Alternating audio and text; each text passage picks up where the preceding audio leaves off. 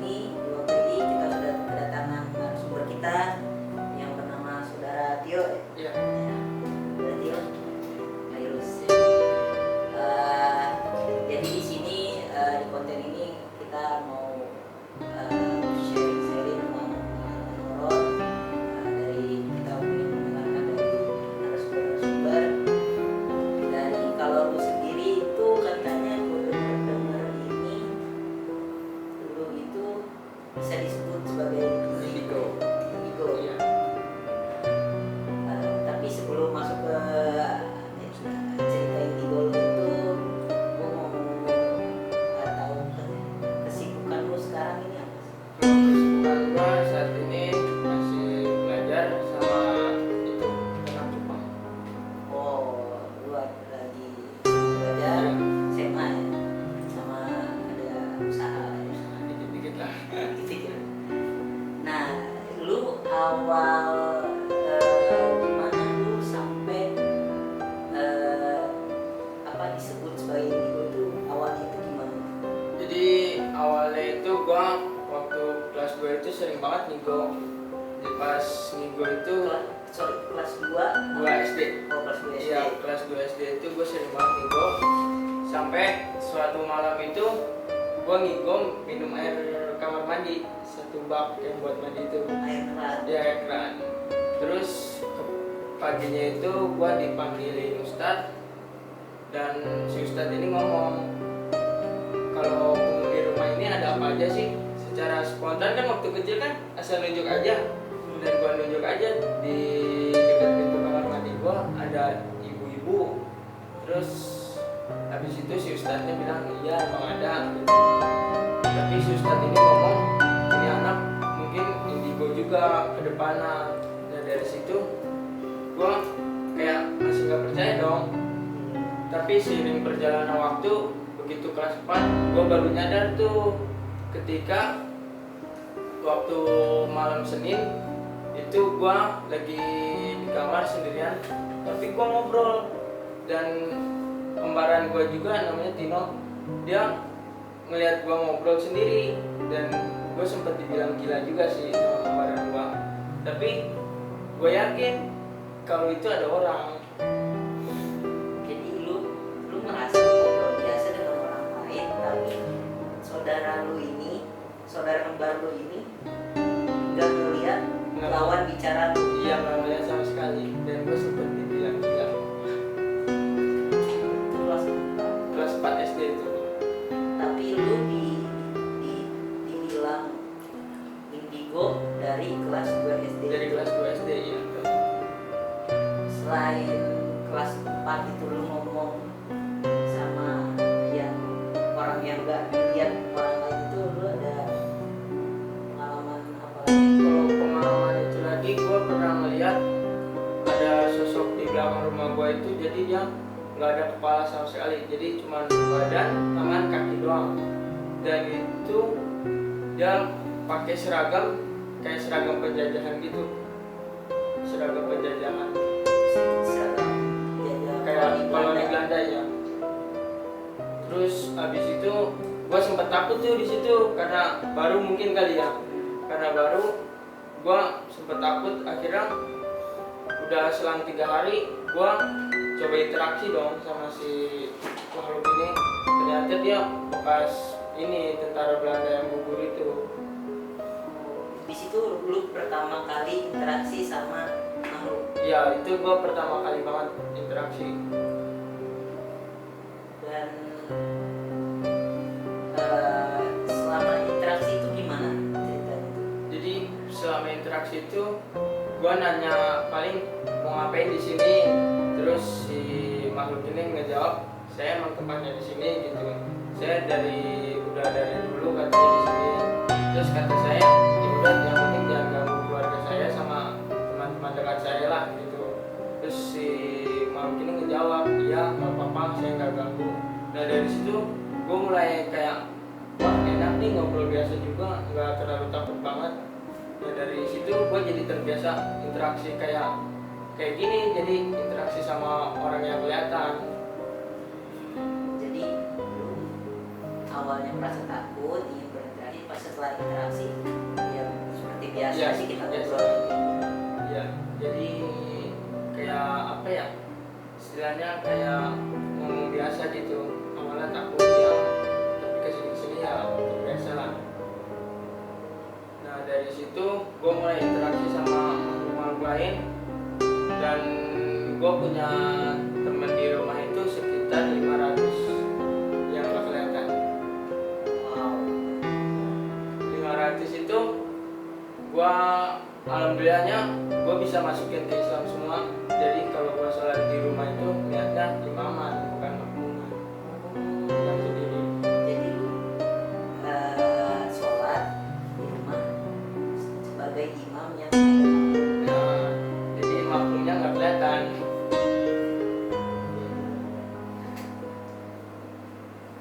Terus kira-kira ada cerita apa lagi sama mungkin lu sama masa SMP, SMA?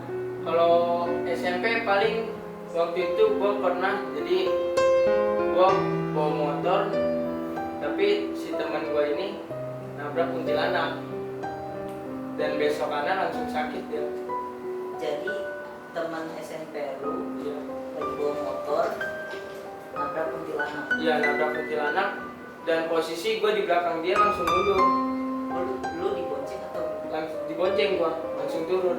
oh, Langsung turun, kata gue, lu nabrak ya?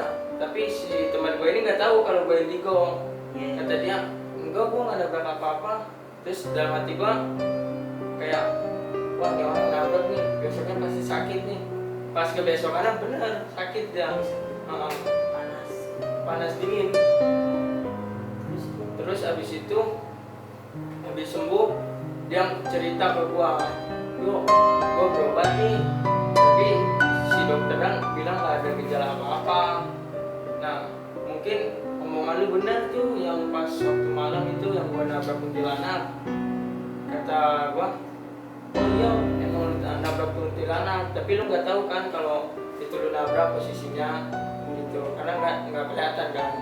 Nah, jadi dari situ dia mulai nanya-nanya gue tuh, emang lu indigo segala macem lah. Terus gue kasih tau aja, iya kenapa emang. Terus dia, oh gue baru tahu gitu, gini lah. Nah, singkat cerita, gue kelas 9 SMP itu gue mulai kayak ngadepin kayak yang nolongin orang kesurupan atau segala macam gitu. Udah mulai nggak cuma melihat doang ya, Iya, jadi bantu orang kesurupan. membantu orang kesurupan juga. Terus ada suatu ketika di sekolah SMP gua, jadi SMP gua tuh belakangnya kuburan. Nah di kuburan itu gua sering banget interaksi, dari yang nenek-nenek, yang kuntilanak, yang pocong atau yang segala macam lah. Nah ada satu cerita itu gua pernah interaksi sama nenek-neneknya. Gua bilang, kenapa nek? Terus dia jawab kan, saya disiksa sama menantu saya gitu. Terus gua ngomong, disiksa kenapa kan? Kata dia, dipukulin, terus dikurung di dalam kamar gitu, nggak dikasih makan. Terus dari situ gua mulai kayak terhalu lah, dan gua nanya kan, si menantunya siapa? Menantunya emang siapa nek? Terus dia ngejawab, Pak Bahrudin. Nah Pak Bahrudin ini temennya bapak gua. Nah dari situ mulai kata dalam hati, wah nggak beres nih orang nih gitu. Dan gua coba sempat nyampein juga kan ke dia, Pak kalau boleh tahu almarhumah itu disiksa apa matinya karena kenapa gitu. Tapi si menantu ini ngomong nggak disiksa sama sekali, meninggal posisinya tidur. Padahal gue tahu itu meninggal itu karena disiksa. Nah, Jadi ada cerita baru. iya di balik itu. Mulai dari situ gue mulai kayak ngegali-gali informasi lah melalui si nenek ini. Ternyata si menantunya tuh nggak beres, kerjaan minum lah, judi lah, segala macem. Nah dari situ gue coba ngomong baik-baik kan. Ternyata si Pak Barudin ini tetap kayak apa ya, kekeh gitu, keras kepala lah. Pokoknya kalau yang dia bilang A ya A gitu. Jadi ya kita juga susah kan ngomongnya kayak gitu. Dari situ ya udahlah kata gua, hidup dia ini yang nentuin kan. Dari situ gua cukup tahu aja gitu. Nah dari situ mulailah gua ngebantu tuh yang tadi tuh yang kesurupan. Iya. Gua sedikit belajar, sedikit ngamalin juga. Nah itu belajarnya dari mana? Kalau itu gua belajar dari Ustad. Nah Ustadz yang kelas Ngebimbing. 2 SD. Iya. Ya itu Ustadz yang kelas 2 SD itu selalu ngasih tahu, oh habis sholat baca zikiran gitu, amalan-amalan. Dia tahu ini lu dibimbing. Iya dibimbing itu sampai kelas 6 SD doang. Jadi selepasnya dari kelas 1 SMP itu gua kayak individu gitu belajarnya otodidak. Ya gua sedikit ngalamin kesulitan juga sih, kayak bingung, wah gua mau belajar dari mana nih gitu. Terus gua coba ke ustadz lain, ternyata sama aja, dikasih kayak suruh habis sholat zikiran gitu ngamalin. Dari situ ya gua coba terapin lah dikit-dikit, ternyata emang benar. Dari situ bisa gitu pelan-pelan belajar. Yang pengalaman lu ngebantu orang kesurupan ini gimana ceritanya? Jadi saat sekolahan SMP gua itu ada satu makhluk yang emang benar-benar jahil. Jadi dia ada perempuan yang lagi haid, terus dirasukin gitu. Dan gue sedikit nanya-nanya lah, ngegali informasi mau ngapain masuk gitu kan, kata gua. Terus dia bilang, saya mau digali lagi kuburannya. Kata gua bilang aja, kuburannya di mana emang? Terus dia jawab, nunjuk di gunungan sampah. Dan gua langsung kayak kaget gitu kan, nggak mungkin juga ada kuburan di sini gitu. Cuma nggak percaya juga. Nah dari situ dia mulai nangis tuh, nangis. Kata gua, daripada ngamuk-ngamuk kan, mendingan gua keluarin aja lah gitu, gua usir. Nah dari situ gua belajar, oh begini caranya gitu, cara ngobatinnya. Dan setelah lu keluarin itu si ceweknya udah mau. Iya setelah gua keluarin itu si ceweknya sempat lemes sih, dan gua kasih air putih aja buat penetralnya gitu. Nah dari situ ya udah gitu, ternyata step by stepnya buat nyembuhin orang kesurupan ternyata begitu. Tapi selain yang cewek itu ada lagi nggak? Kalau di SMP itu kurang sih, kecuali kalau di daerah rumah gua ada. Dari rumah lu? Kalau daerah rumah gua waktu itu ada, jadi teman gua punya cewek dibawa ke rumah. Nah si cewek ini dari tempat kerjanya udah diikutin sama makhluk gaib gitu. Nah pas sampai si ceweknya di rumah teman gua itu nangis aja tuh. Terus si teman gua manggil gua. Nah gua obatin aja lah, gua tanya-tanya kan. Terus gua tanya-tanya, ternyata ngeganggu, nggak mau diinterogasi gitulah. Langsung aja gua keluarin, gua netralin. Dan dari situ kayak ngerasa beda aja gitu ngeluarinnya, dari yang kelas 9 SMP sama yang baru-baru ini. Beda jauh. Bedanya gimana? Bedanya jadi kan waktu itu SMP gua interogasi kan enak gitu ya, ngobrol, bisa dikulik. Kali ini nggak mau sama sekali, tertutup, ngelawan gitu ya? ngelawan. Dan di situ gua baru ngeh, wah ternyata begini, ada yang bisa diinterogasi dan ada yang bisa enggak. Ada yang bisa diajak kompromi? Iya. atau enggak? Terus habis itu gua keluarin, ternyata masih bandel juga, masih ngikutin. Dan terpaksa gua masukin botol lah si makhluk ini dengan bacaan-bacaan tertentu.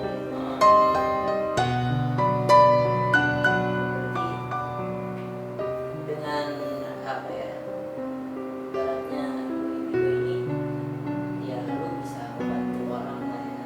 Iya sedikit membantu lah. Mungkin kedepannya gua bakal belajar lebih dalam lagi buat membantu orang-orang. Selain ngebantu kesurupan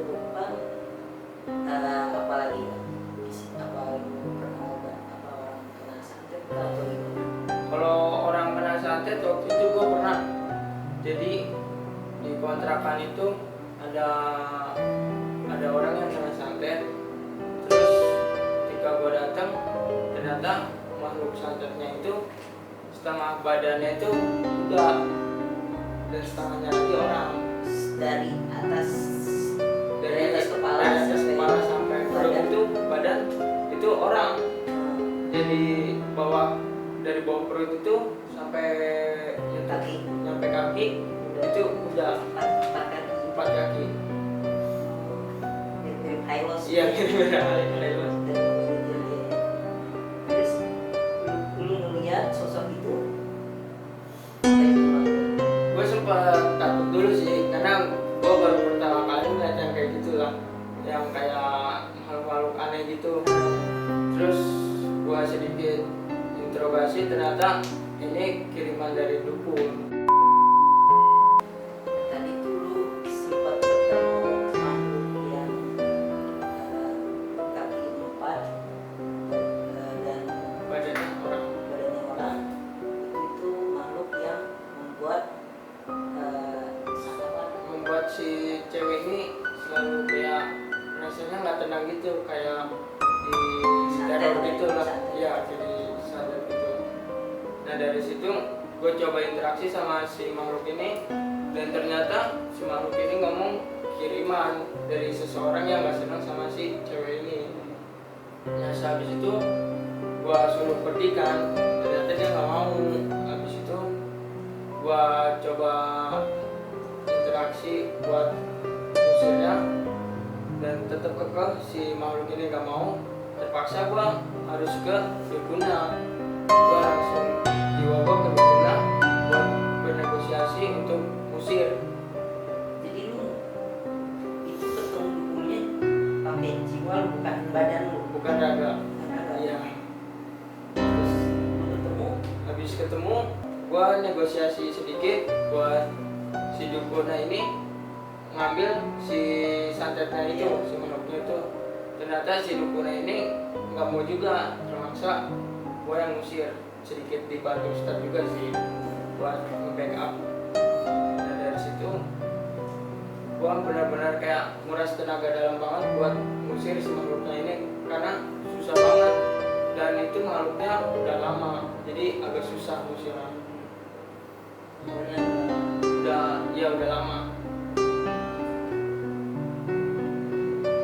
tapi habis setelah si makhluk itu usir, kondisi yang cewek itu gimana? Si kondisi cewek ini kayak kebingungan gitu, gua habis ngapain gitu.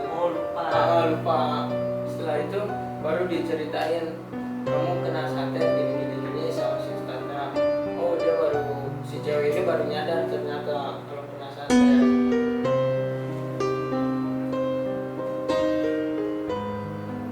Berarti itu pengalaman lu istilahnya manusia Ya pengalaman terberat lah. soalnya ngabisin Iya, ngabisin tenaga dalam. Gue juga baru pertama kali ngusir yang kayak gituan.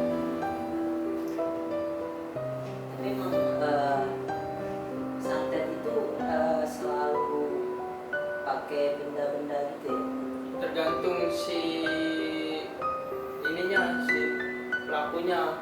Semisal si pelakunya mau buat sakit melalui barang, bisa dikirim barang. Melalui makhluk juga bisa dikirim makhluk. Mau keduanya juga dia bisa, tergantung budgetnya biasanya. Jadi bisa pakai makhluk sama Barang. Kalau susuk itu juga pakai makhluk atau cuma benda gitu? Kalau susuk itu biasanya cuma benda, cuman dia ketika mau wafat itu susah buat ngeluarin, buat ngeluarin si susuknya itu. Tapi lu sempat belajar hal-hal yang kayak gini sih.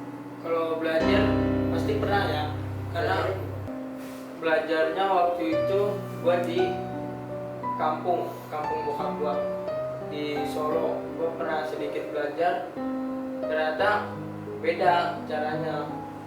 Di kampung bokap gue itu masih kental banget hal mistisnya. Iya.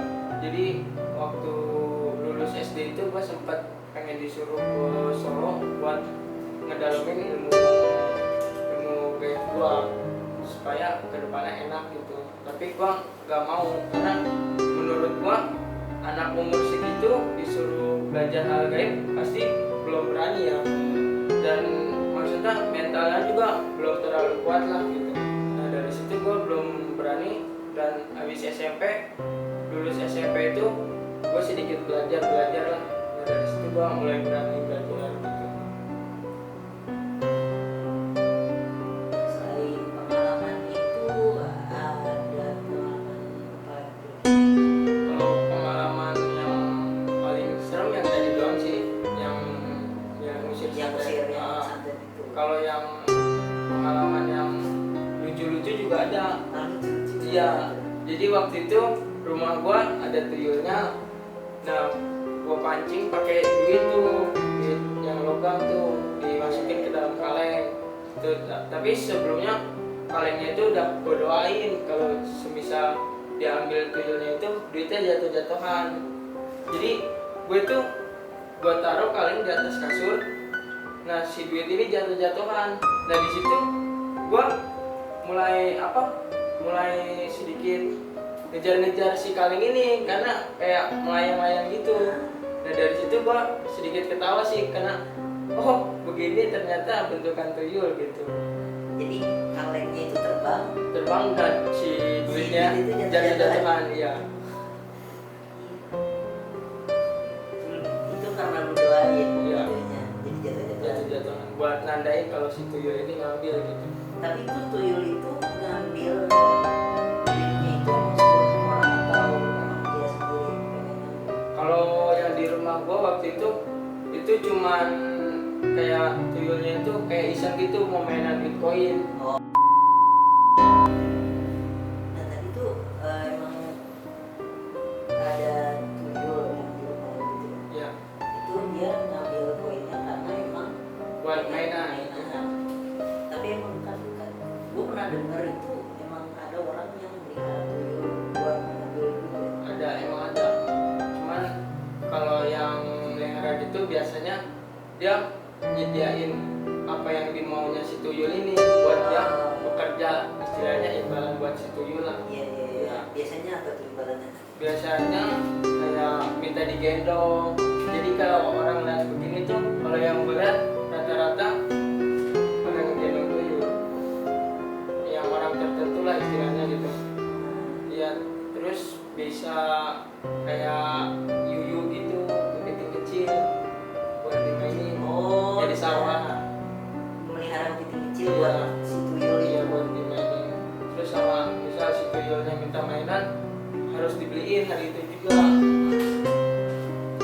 Betul deh, melihara tuyul. Tapi untung ngambil duitnya. Ya haram. Tapi harap, benar harap. Nggak boleh. Harap.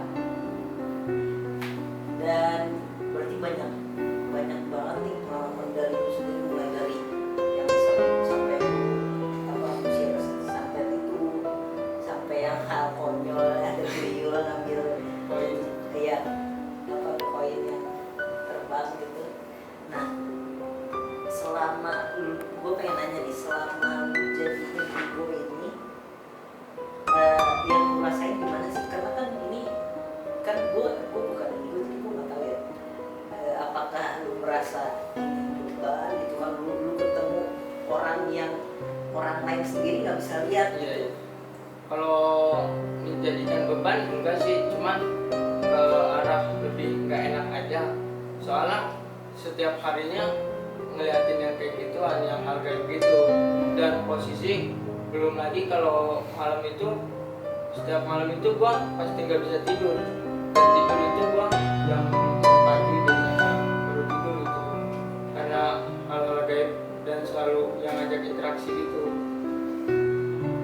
Jadi lu nggak beban sih enggak, tapi Nggak enak nggak gitu. enak gitu ya. Karena lu sendiri agak sulit tidur.